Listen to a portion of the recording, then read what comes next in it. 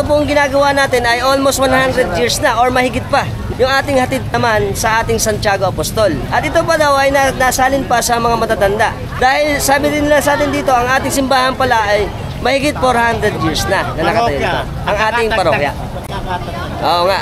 At ito po, ang pagkakaiba nila sa ating Salubong Festival, ang hatid kay Santiago, puro tao na kasama. Pagpunta naman doon natin sa Sipat, syempre dahil maraming deboto, pasikip na pasikip nga naman bago makapunta sa kanyang tahanan ulit. Nalalagakan doon sa atin sa Sipat. Marami na nag-aabang. Tsaka marami nang nag-aabang. Isa sa atin may mga nagpapakain din pagka tayo ay may procession na Meron, marami nagpapakain. Karidad yung tawag.